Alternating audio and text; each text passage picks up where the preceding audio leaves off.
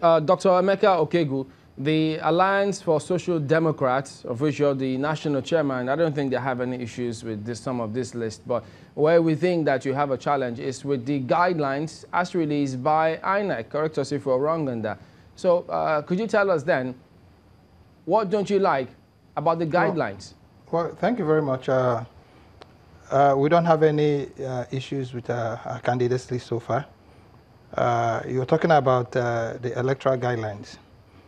I think it's very important because the guidelines are maybe the most important document because it defines how the elections are to be run. And I think we'll have some issues with that. Those issues, first, let's recognize that we also know that INEC has the exclusive right to be able to put guidelines for elections, and how elections are going to be conducted. However, there's a caveat to it. In putting those guidelines together, you should also carry, the principal actors. And when it comes to electioneering, it is the political parties. Political parties are supposed to be part of what it is you do. To my knowledge, to my best knowledge, you do not discuss finished documents. What you do is you prepare drafts, and then people make their inputs, and then you discuss a document, and then everybody puts his input and everybody buys into it. I don't think INEC did that.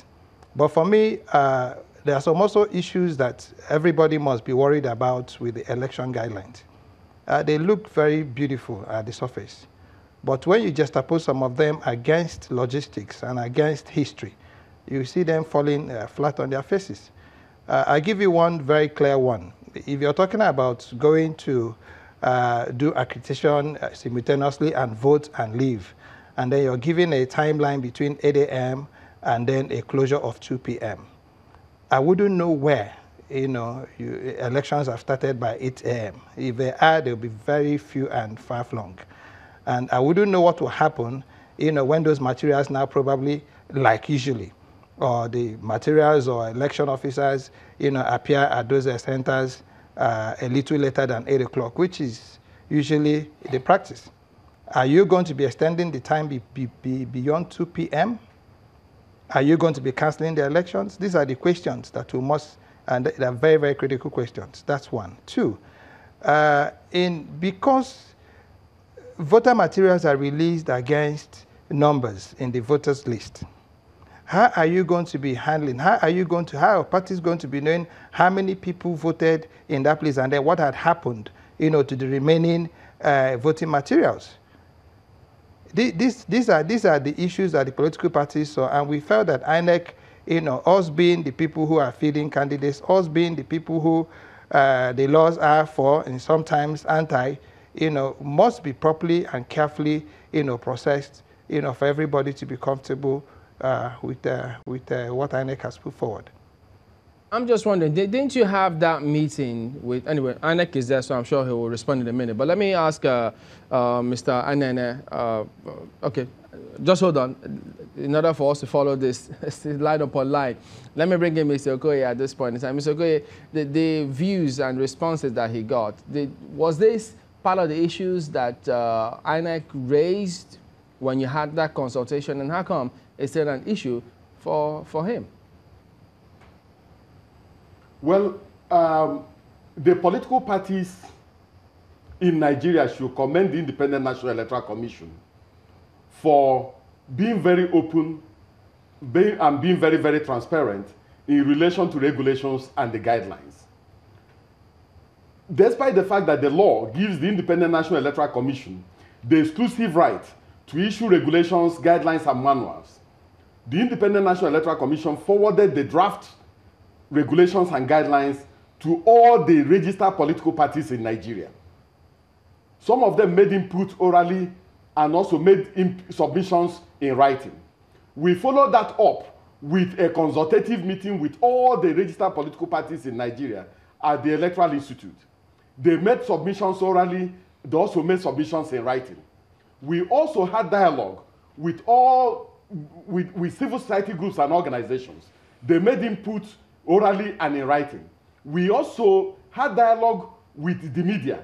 They made input orally, they made input in writing. In relation to these guidelines, we collated all the inputs that were made, looked at it critically, and used those inputs to clean up the guidelines, alter some of the provisions in the guidelines, because we got some very, very good suggestions in relation to how we can firm up the guidelines and make it user-friendly so that it can be a guideline that guarantees free, fair, and transparent elections. It was only after we have done all this and cleaned up the guidelines that we now release the guidelines for the conduct of these elections on the 12th day of January 2019. So I believe that the political parties should commend INEC for being open and for being transparent, and also for carrying them along. The truth of the matter is that these guidelines are guidelines for the Nigerian people. These guidelines are guidelines for the media. These guidelines are guidelines for civil society groups and organizations, and these guidelines are also guidelines for political parties. So no single stakeholder can insist that his or her views must prevail in relation to the guidelines. And some of the issues that our colleague here is raising, all these issues have been taken on board in relation to what goes on in the guidelines. The Independent National Electoral Commission has conducted 6 off-season governorship elections using the simultaneous accreditation and voting. And in the last governorship elections in Osun, and even in Ekiti, INEC achieved over 98% opening of poll before 8 o'clock. I was in Osun. The ad hoc staff of the Independent National Electoral Commission, some of them were at the polling units by 7, waiting for the voters. So the issue of deploying on time does not even arise anymore. And if you look at the guidelines also, you will see that we have taken on board some of the big polling units. Anywhere we have a polling unit that has 3,000 voters, we break it up into voting points close to each other, with the main voting point being manned by a presiding officer and the other polling voting points being manned by assistant presiding officers' voting points. This is to ease the pain of the voters so that they don't remain at the polling unit for too long. And we have made it clear, if you finish voting, you have the right to remain within the precincts of the polling unit so long as you do not disrupt the process. We have said that the Nigerian people should take ownership of this particular process and guide their democratic mandate. So I believe that the registered political parties who have the opportunity to deploy 91 polling agents to the polling units should harvest their polling agents and send to the Independent National Electoral Commission for training, because the process has become slightly more complicated, and polling agents who do not understand the process will not protect the interests of the party. So the political parties should also organize themselves and do what is needful. All right. We'll come back to you in a moment, Mr. Okoye. Not to worry. Just hang on. We need to go to break. But we'll be back in a moment.